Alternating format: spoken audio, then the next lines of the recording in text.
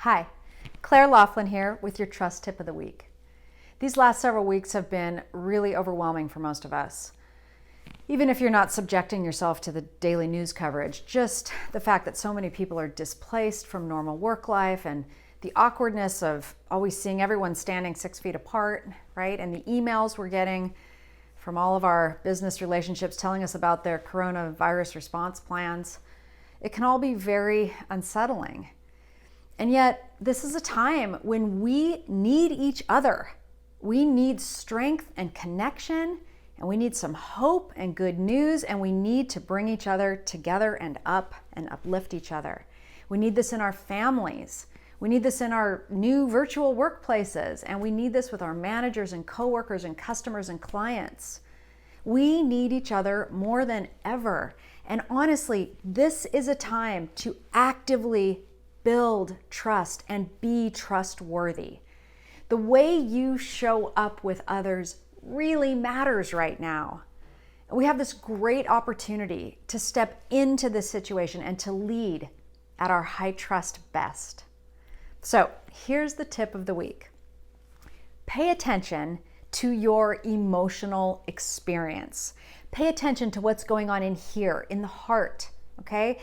This is very important. This is the time to practice and to develop and strengthen our ability to stay connected to ourselves and to even get to know the habits of our minds and our inner landscape. Like if we're prone to anxiety, or if we're prone to escape, or if we're prone to, denial. The thing is, emotions are contagious, right? I probably shouldn't use that word right now, but you know how easy it is to pick up on someone else's mood.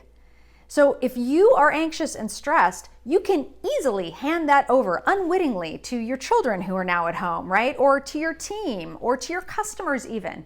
Your emotional state influences everyone around you. So conversely, think about it this way. If you can stay calm and present, then others will be able to connect with that energy too. So here's a quick story. When I was a kid, we had a family boat, and every year we would take it out on Lake Tahoe, and we would drive the boat all the way around the lake. We'd fill it with mom and dad and sister and brother and aunts and uncles and whoever was willing to cram in there with the picnic basket and the water skis and beach towels.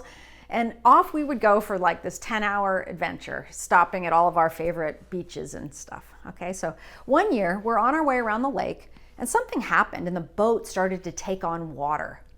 And as a little kid, I have to admit, I was kind of oblivious to what that really meant. I don't know how old I was, 7 maybe.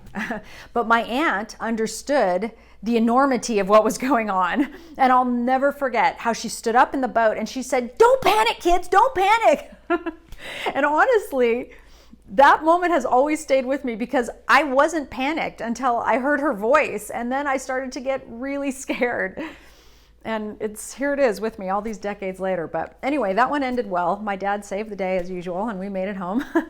I tell you this because as leaders, you're setting the tone in your boat, okay? And the real difference is that unlike me as a little kid, oblivious, right? The people around you are not oblivious. They're already anxious.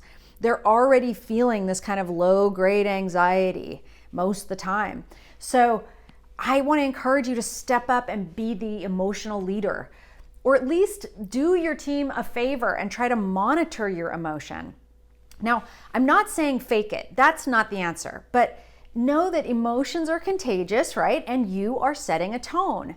And if you're out of touch with your own emotions right now, then you may very easily snap at someone or unload your anxiety on them or be impatient, and that can diminish trust.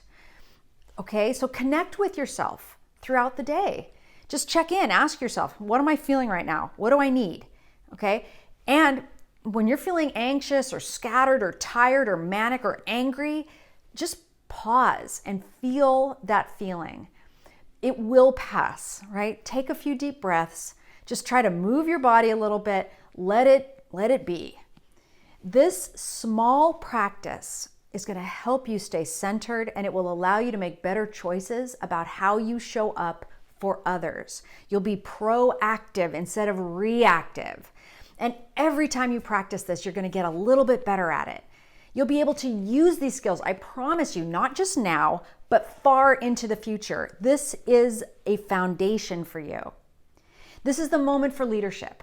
Okay, so stay connected to yourself. If you'd like to learn more about how to lead in these uncertain times, come on over to my blog at clairelaughlinonline.com, and you'll find plenty of other trust tips and access to other leadership resources. Meanwhile, leave me a comment or send me a reply. I want to be connected to you. Tell me how you're feeling. Right now, any word is fine. I'll see you next time. Meanwhile, stay well and go be a trust builder.